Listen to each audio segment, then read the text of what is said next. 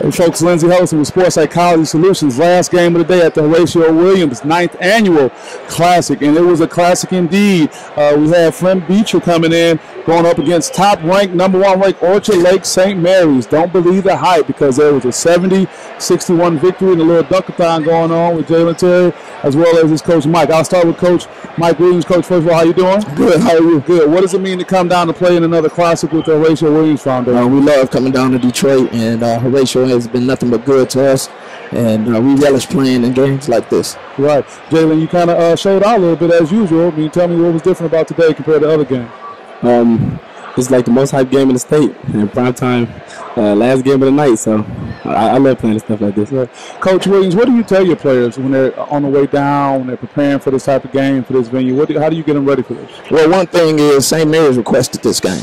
Oh. And they didn't want to play in this tournament unless they were going to play us. And I got some family on that bench. So wait a minute, somebody tried to call you out a little bit? Hey, they requested this game. We're not going to hide that. They requested it, and they got what they asked for, you know. Wow. And so once we knew that they requested it, you know, it's nothing else to be said. Let's go. Let's go. So we're not going to run from it. We go do it like that. Let's go. We don't care. We don't care who we got to play. Jalen, how do you feel when you hear about that the team requested to play? And let's be honest, knowing that you're the star player on that team, that they wanted to see you, how do you feel about that? It makes us play harder. Like, somebody challenges us, we're going to step up to it. You know? Right. Yeah.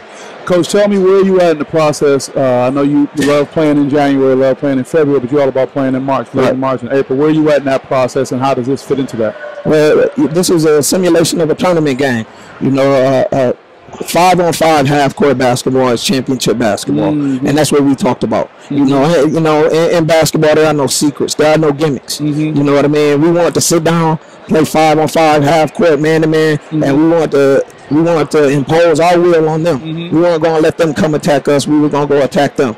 And I told my kids, you know, we can zone, we can press, we can trap, but when it comes down to playing championship basketball with the top players, no matter what level it is, it comes down to 5-on-5 half court, executing your man defense and executing your man offense. And we did a great job tonight. Wonderful. A few more things before I get you out of here. You know, my work as a sports psychology consultant, we always talk about mental toughness, but now it seems we have to have more of a conversation about mental health, especially when you hear about young people hurting themselves, harming themselves, and unfortunately completing suicide.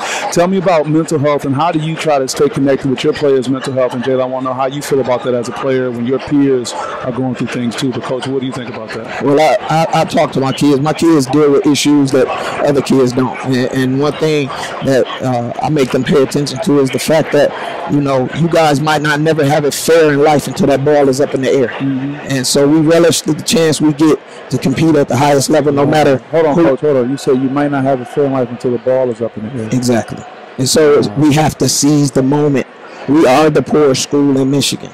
We don't have all the nice gyms and everything. You know, we scrap, we scrape, but we take pride in it because diamonds are born in the rough. You know, you ain't going to find too many diamonds sitting out in the pretty grass. Sitting there waiting to come get me. You got to go dig them up. You know what I mean? Then you got to shine them up and polish them off, you know, and make them believe in themselves. So I relish the fact that we can come in, and no matter what the school is, no matter what their rank, you know, they got to deal with us. And it all came out tonight, you know. And, you know, I had one of my best friends had to deal with mental illness, and it happened when I was a teenager. So I have some experience dealing with that. He was my first friend, you know what I mean? The first guy you sat down and said, and realized, hey, we boys in the kindergarten. Right. And 2 weeks after we graduated, you know, he had a breakdown, and things just haven't been right since. And he was a great basketball player. He was the friend that made me take school serious. Wow. So we talked to our kids, and I shared my own experiences, and I think that's more valuable than anything. That's really important, Coach. It's funny that you say seize the moment. There's a national campaign for suicide prevention. They talk about seize the awkward, but it's the same thing you're talking about. Jalen, you heard your coach really express something that was heartfelt. What do you think about when you hear that? What is it like being a young player, young popular player, and know that other people are dealing with mental health challenges? My closest friends, you never know what people are going through at home. So, like, when we come to the gym, they tell us this is supposed to be our happy place.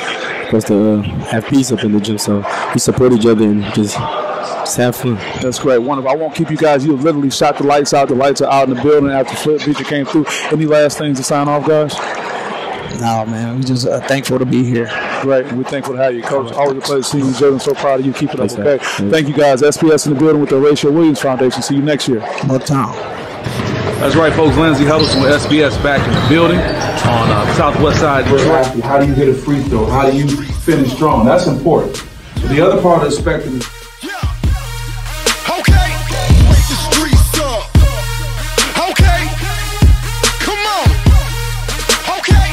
always packed, always loud, always crazy.